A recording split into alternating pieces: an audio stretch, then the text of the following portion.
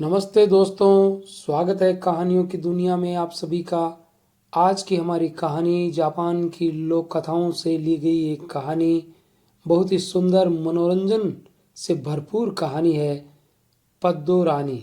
शुरू करते हैं कहानी। जापान के एक गांव में एक युवा व्यक्ति अपनी माँ के साथ एक छोटी सी झोंपड़ी में रहता था। वे लोग काफी गरीब थे। लड़का भी किसी धनवान व्यक्ति के खेत में काम करता था। क्योंकि वह काफी गरीब था, इसलिए कोई व्यक्ति उसके साथ अपनी लड़की की शादी करना नहीं चाहता था। उसकी माँ भी काफी बूढ़ी हो गई थी और घर का काम करने में उसे काफी परेशानी होती थी। इसलिए वह हमेशा सोचती रहती थी कि किसी तरह लड़के की शादी हो जाए।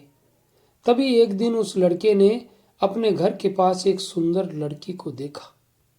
उसे वह बहुत अच्छी लगी और उसने सोचा कि क्या ही अच्छा हो कि उस लड़की से उसका विवाह हो जाए। उसने इस बारे में अपनी माँ को बताया। माँ को भी वह लड़की एकदम पसंद आ गई। उसने उस लड़की से इस बारे में बात की। सुनो, क्या तुम्हें मेरा लड़का पसंद है?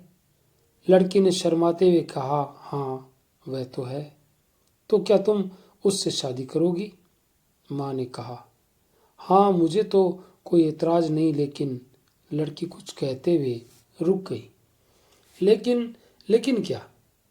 अरे मैं समझ गई, तुम एक गरीब घर की हो ना। कोई बात नहीं है, हम भी गरीब ही हैं। चलो, मैं तुम्हारे माता पिता से बात पक्की कराती हूँ। और ये कहकर लड़के की माँ लड़की के माता पिता से बात करने दूसरे गांव चली गई। कुछ ही दिनों में दोनों की शादी हो गई और लड़की अपने ससुराल में आकर अपने पति और सास के साथ रहने लगी। वह लड़की बड़ी अच्छी बहू बनी। उसने आते ही घर का सारा काम काज संभाल लिया। वह बहुत स्वादिष्ट खाना बनाती थी, घर को साफ सुथरा रखती थी और सबसे बड़ी बात यह कि वह अपनी बूढ़ी सास का बड़ा ध्यान रखती थी। एक दिन पड़ोस की कुछ औरतें उसकी बूढ़ी सास से मिलने आई।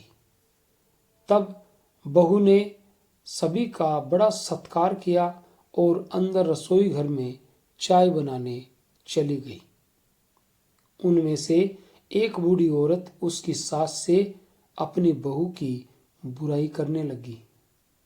बहू रसोई घर में काम करते हुए उनकी बातें सुनती जा रही थी और मुस्कुराते हुए अपना काम भी करती जा रही थी।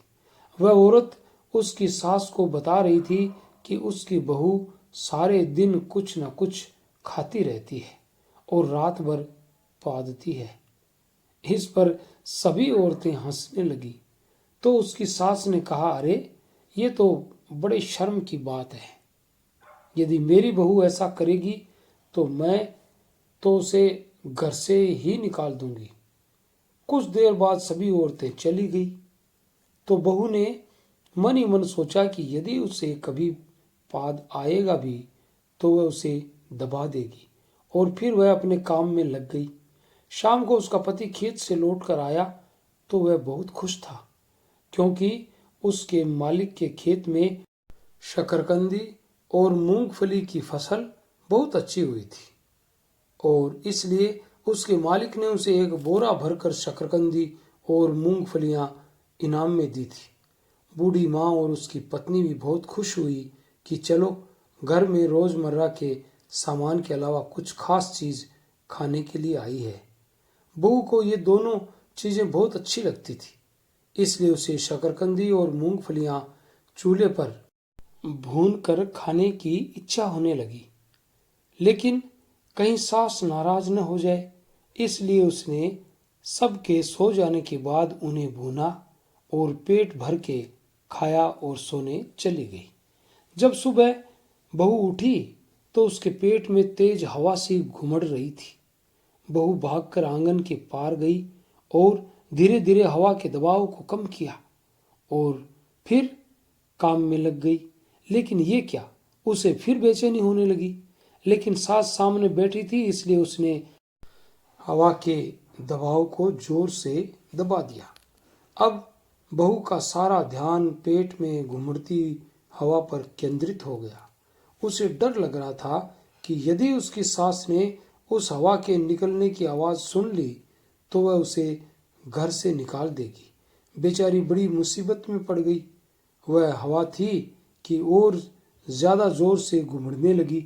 बहू के चेहरे पर परेशानी के भावों को सास ने देख लिया तो उसने पूछा, बहू क्या बात है, तुम कुछ परेशान सी लग रही हो। बहू ने कहा, नहीं नहीं, ऐसी तो कोई बात नहीं है। सास की अनुभवी आंखों ने समझ लिया कि कुछ बात है जो वह छिपा रही है। उसने उसके सिर पर हाथ फेरते हुए कहा, मेरी प्यारी बहू, डरो मत, मुझे बता दो क्या बात है। मैं किसी से भी नहीं कहूंगी, तुम्हारे पति से भी नहीं। तब बहू ने सोचा कि सच बता देना चाहिए। वह बोली, जी वह ऐसी बात है कि सास अधीरता से बोली, हाँ हाँ बताओ ना। सास को लग रहा था कि उसकी बहू उसे मां बनने का शुभ समाचार देने वाली है। बहू ने कहा, आप मुझे घर से बाहर तो नहीं निकालेंगी ना। सास बोली, अरे कैसी बात करती हो, तुम तो मेरी लाडली बहू हो। हाँ जल्दी से बताओ कि क्या बात है जिसने तुम्हें इतना परेशान किया हुआ है। तब बहू ने सच सच बता दिया कि उसके पेट में कैसी आंधियां चल रही है। सास ये सुनकर खूब हंसी और बोली, अरे इसमें इतना घबराने की क्या बात है, सभी लोगों के पेट में हवा बनती है और सभी पाते हैं। चलो अब शर्माने की कोई बात नहीं, जब चाहो पाद लेना। बहू के चेहरे पर कुछ चैन झलका और बोली, तो सासू माँ मैं कर लूं। सास ने जब हाँ कर दी तो जैसे ही बहू ने अपना किमोनो थोड़ा सा ही उठाया कि बड़े जोर की आवाज के साथ एक तेज आंधी का सा झोंका आया और बेचारी सास एक कोने में जाकर गिर गई। ये सब इतने अचानक ढंग से हुआ था कि उसे संभलने का मौका ही नहीं मिला और इस तरह बहू के सामने गिर जाने के कारण उसने मन ही मन में बड़ा अपमानित महसूस किया। बहू ने आकर क्षमा मांगते हुए उसे उठाया, लेकिन उसके मन का गुस्सा कम नहीं हुआ। शाम को जब उसका लड़का घर आया तो उसने उसे नमक मिर्च लगाकर सारी बात बताई। ये सब सुनकर लड़के को भी बहुत गुस्सा आया। उसने माँ से कहा कि वह सुबह उसे उसके पिता के घर छोड़ आएगा। बहू ने ये सुना तो वह बेचारी सारी रात रोती रही, पर वह कर भी क्या सकती थी। सुबह होते उसके पति ने उसे आज्ञा दी कि वह जल्दी से अपने मायके जाने के लिए तैयार हो जाए। उसने ये भी कहा कि अब वह उसे कभी वापस नहीं लाएगा। बेचारी बहू चुपचाप रोते रोते अपने मायके जाने के लिए तैयार होने लगी। उसने जाने से पहले एक बार फिर क्षमा याचना की, लेकिन दोनों माँ बेटे अभी भी गुस्से में थे और उन्होंने उसे माफ करने से मना कर दिया। तब वह अपने पति के पीछे पीछे चलती हुई गांव की सीमा तक पहुंच गई। वहां एक नदी बहती थी। उस नदी में एक बड़ी सी नाव खड़ी थी और उसमें व्यापारियों ने अपना माल चढ़ा रखा था, लेकिन हवा न होने के कारण उनकी नाव के पाल काम नहीं कर रहे थे। वे बड़े परेशान थे। यदि हवा नहीं चली तो उनकी नाव भी वहां से हिल नहीं सकती थी, क्योंकि उसमें बहुत भारी सामान भरा था। यदि एक बार नाव किनारे से दूर होकर नदी की धार में आ जाए तो फिर बिना हवा के भी वे चप्पू चलाकर अपनी यात्रा जारी रख सकते थे। दूसरी ओर वे गर्मी से भी परेशान थे और सोच रहे थे कि इस मुसीबत से किसी भी तरह छुट्टी मिले। तभी वह लड़का अपनी पत्नी के साथ उनकी नाव के पास से गुजरा तो उसने सभी नाविकों से कोनिचिवा नमस्ते कहा। नाविकों ने भी उसके अभिवादन का जवाब दिया। लड़के ने पूछा कि वे सामान लेकर कहाँ जा रहे हैं। तब एक नाविक ने कहा, अरे जा कहाँ रहे हैं, देखते नहीं नाव यहीं खड़ी है और हिल भी नहीं रही है। यदि हम समय से शहर नहीं पहुंचे तो हमारे व्यापारी मालिक लोग बहुत नाराज होंगे।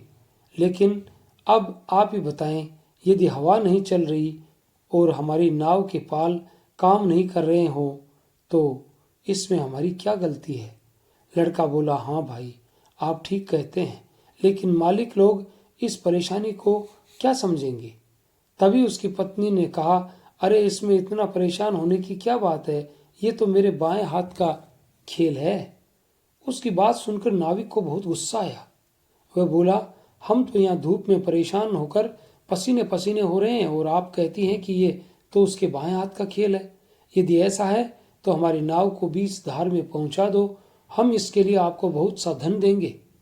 ऐसा कहकर उसने धन से भरी एक पोटली की ओर इशारा करते हुए कहा, यदि आप हमारी नाव हिला दो तो ये पोटली आपकी है। लड़की ने अपने पति की ओर देखकर कहा, आप कहें तो मैं इनकी मदद कर सकती हूँ। लड़के ने बड़े आश्चर्य के साथ उसकी ओर देखा। उसकी समझ में नहीं आ रहा था कि इतनी भारी नाव को वह कैसे धार में पहुंचाएगी। फिर भी उसने कहा, यदि तुम्हें लगता है कि तुम इनकी मदद कर सकती हो, कर दो। तब लड़की ने कहा, तो धन की ये पोटली अपने हाथ में कसकर पकड़ लो, नहीं तो ये भी नाव के साथ उड़ जाएगी। ऐसा कहकर वह नाव के पालों की ओर पीठ करके खड़ी हो गई तथा उसने अपना किमोनो पीछे से थोड़ा सा उठाया ही था कि लगा जैसे बड़े जोर की आंधी आ गई हो। हवा के एक तेज झोंके से नाव के पालों में थरथराहट आ गई और नाव एकदम तेजी से हिली और नदी की धार के बीचों बीच पहुंच गई। सभी नाविक खुशी से चिल्लाकर जोर जोर से कहने लगे, आरिगातो आरिगातो, आपका बहुत बहुत धन्यवाद। अब हम समय से माल लेकर शहर पहुंच जाएंगे। वह पोटली और धन अब आपका है, धन्यवाद। सभी नाविक उत्साह से भरकर चप्पू चलाने लगे और कुछ ही देर में आंखों से ओझल हो गए। लड़का मन ही मन बड़ा शर्मिंदा हो रहा था। ये सब लोग क्या कहेंगे, ऐसा सोचकर उसे बड़ी शर्म आ रही थी। लेकिन अब तो नाव दूर चली गई थी। उसकी शर्म कुछ कम हुई लेकिन गुस्सा कम नहीं हुआ। वह पोटली उठाकर चलने लगा तो उसकी पत्नी भी उसके पीछे पीछे चलने लगी। वे अभी थोड़ी दूर गए थे कि उन्होंने देखा कि वहां नदी के पास वाले नाशपाती के पेड़ के नीचे 3 व्यापारी खड़े हैं। वे बड़े परेशान दिख रहे थे।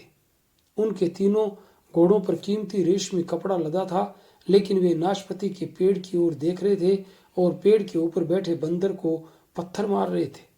बंदर के हाथ में एक बड़ी सी पोटली थी जिसे वे व्यापारी गिराना चाह रहे थे, पर बंदर बड़ी चालाकी से उनके पत्थरों से बच जाता था और उन्हें गुड़कियां भी दे रहा था। जब ये पति पत्नी वहां पहुंचे तो उन्होंने उनसे पूछा कि क्या बात है। व्यापारियों ने बताया कि वे शहर से व्यापार करके लौट रहे थे और कुछ देर आराम करने के लिए इस पेड़ के नीचे रुके ही थे कि ये बंदर उनके जीवन भर की कमाई जो इस पोटली में बंद है लेकर पेड़ पर जा बैठा है। हम बहुत कोशिश कर रहे हैं लेकिन ये पोटली छोड़ ही नहीं रहा है। भाई, क्या तुम कुछ मदद कर सकते हो? लड़के ने कहा, अरे इसमें मैं क्या मदद कर सकता हूँ, ये बंदर तो बड़ा ही बदमाश है, हमारे घर में भी बहुत नुकसान करता रहता है। तब लड़की ने बड़े संकोच के साथ अपने पति से कहा, ये तो मेरे बाएं हाथ का खेल है, मैं इनकी मदद कर सकती हूँ। लड़के ने प्रश्नवाचक दृष्टि से उसकी ओर देखा। व्यापारियों ने उसकी बात सुन ली थी। वे एकदम बोले, कृपया हमारी मदद करें। यदि इस बदमाश ने भागकर ये पोटली नदी में डाल दी तो हम कहीं के नहीं रहेंगे। यदि आप हमारी पोटली हमें दिला दें तो ये तीनों घोड़े और इस पर लदा सारा सामान हम आपको दे देंगे। तब लड़के ने अपनी पत्नी की ओर इशारा करके कहा कि चलो, यदि हो सके तो इनकी मदद कर दो। वस्तुतः पत्नी के पेट में बड़ी जोर की हवा घुमड़ रही थी। वह उससे मुक्ति पाना चाहती थी। पति की आज्ञा मिलते ही उसने पेड़ की तरफ पीठ करके अपना किमोनो थोड़ा सा उठाया ही था कि बड़े जोर के धमाके के साथ आंधी सी आ गई। धमाका सुनकर बंदर डर गया और पोटली उसके हाथ से छूटकर जमीन पर गिर गई। व्यापारी ने खुश होकर एकदम पोटली उठा ली और लड़के के सामने आकर मुस्कुराकर बोला, आरिगातो, धन्यवाद, शुक्रिया, आपकी पत्नी ने तो हमारी जान बचा दी है। इस पोटली में हमारी जीवन भर की कमाई थी। अब आप हमारे वायदे के अनुसार ये घोड़े और सामान लेकर जा सकते हैं। लड़का जो अभी तक शर्मिंदगी में डूबा हुआ था, व्यापारी की बात सुनकर चौंक उठा। उसे पहली बार लगा कि बुरी लगने वाली चीज में भी कुछ अच्छाई हो सकती है। पत्नी के प्रति उसका गुस्सा धीरे धीरे दूर हो गया था। उसने अपनी पत्नी की ओर देखा, जो अब तक शर्म से सिर झुकाए खड़ी थी। वह उसके पास जाकर बोला, चलो अब घर वापस चलते हैं। ये कहकर वे तीनों घोड़ों को लेकर अपने घर लौट आए। घर पर आकर उसने अपनी माँ को सारी घटना सुनाई और अपनी पत्नी को माफ करने की प्रार्थना की। अब तक उसकी माँ का गुस्सा भी कम हो गया था और सारी बात सुनकर उसकी बूढ़ी माँ को बहुत हंसी आई। उसने अपनी बहू को गले लगाकर बड़े प्यार से कहा, आज से मैं अपनी बहू को पद्दो रानी कहकर बुलाऊंगी। बाद में लड़का घोड़े पर बैठकर कीमती कपड़ा बेचने शहर जाने लगा और शीघ्र ही धनवान हो गया। उसकी पत्नी ने भी उसके बाद मूंगफली और शकरकंदी खाना छोड़ दिया और फिर उनके जीवन में ऐसी घटना दोबारा नहीं घटी। ये थी कहानी जापान की लोक कथाओं से ली गई पद्दो रानी। अगर आपको अच्छी लगी तो हमारे चैनल को लाइक, शेयर, कमेंट और सब्सक्राइब जरूर करें और मिलते हैं कल किसी नई कहानी के साथ। तब तक के लिए all the best. Thanks for watching.